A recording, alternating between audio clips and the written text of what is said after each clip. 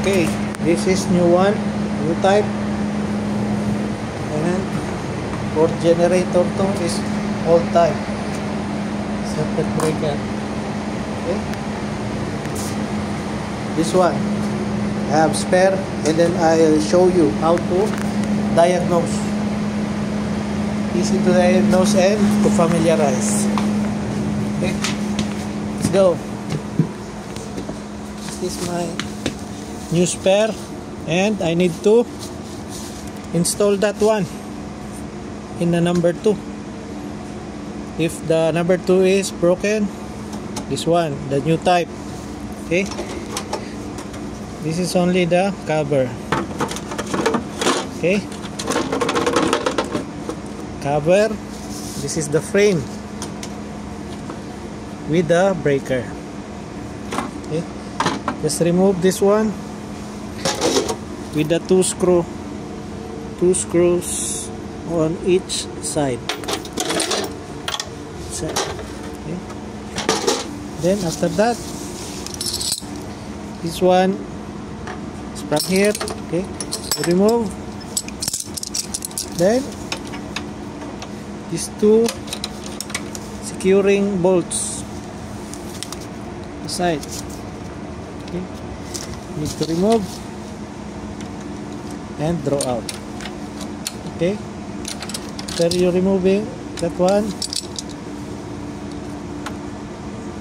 put this lever at this side, then you can push. Okay, see, because if you do not push this one, you cannot see, you cannot push, you cannot engage. You can push and then engage.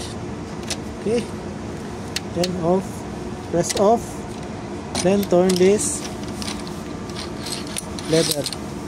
lever to disengage. Okay, that's how you draw out.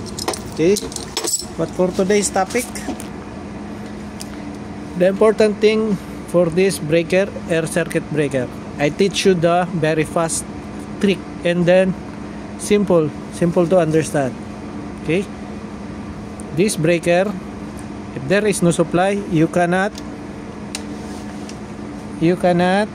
what you call this, you cannot turn on or turn off. Example, you draw out. The way how to solve this one, if that is the problem, if you have encountered the problem, this is the UBT. The UBT pushes the trip. Okay, it trips always. This is 220 volts. Okay, UBT. Okay, this is for closing the breaker, opening the breaker. Okay, this is remote. Okay, if there is supply, pushes to close the breaker. This one, there is supply, will open the breaker. And then the 4 parts that we need to familiarize: close, trip, open, and then the motor. This is the control circuit. Motor is for charging. This one, 3 and 4, CC is for close. This one, TC is for opening. UVT is for trip. Example, there is a trip circuit, and then this UVT commands the UVT coil commands the solenoid to trip this breaker, because that UVT is connect with the UVT delay module. Okay, UVT coil, it means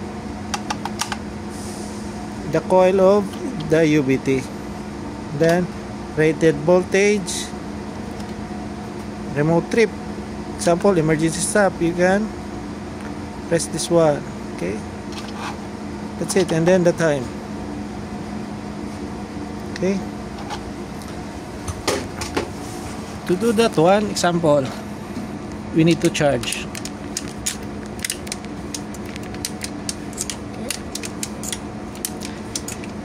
After charging, charge display means the spring is charged. Then when you press on, you cannot press on. Turn off, you cannot turn off, because the UVT is activated. Activated that trip. To disengage that UVT, you must have a 220 volts. Sample to disengage, we need to remove that one for simulation. Okay, if you have trouble of this one, you need to remove the UVT. Okay, you remove that UVT. This is very important because other breaker, the old one, there is a lever that simulates the UVT. For this type, no, there is no breaker. Okay, it's like this, pushes the trip. Okay, you need to, if you don't want to, if you want to simulate, just supply this one and disengage, and you can troubleshoot open and close. But it's okay to remove the UVT in case you drew out. Then this is charge, and then you can push. You can push, close, to close the contacts. Then open. Open the contact. Open. Okay. That it is discharged. The coil is discharged. You cannot engage again. You need to pump. If in automatics, the motor will auto charge that one. Okay, charge. Okay, if the circuit commands the coil, the shunt coil to activate, this is for closing. Okay, by the way, we will test this one, so that this is for opening. Okay, when you press this one, nothing happens. This one, okay, it closes the breaker. This one, okay, closes, and this one opening the breaker. Same with this one. Okay, okay, pushes the. That's it. You need to familiarize only the open, close, and then the trip. The trip. Then motor charge. If you have trouble this one, you cannot close. It means something happened to this one, this one, this one. If cannot close,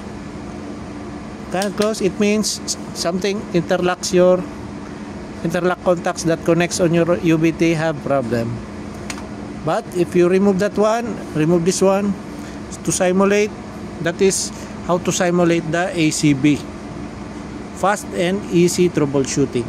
Okay, only the UVT shunt trip is to open, close. Okay, that's it. That is only how to simulate the ACB. You can check the close and opening, open and close, and motor manual charge. But the OCR you can test with this one, or you have a separate overload tester, OCR tester. Thank you very much.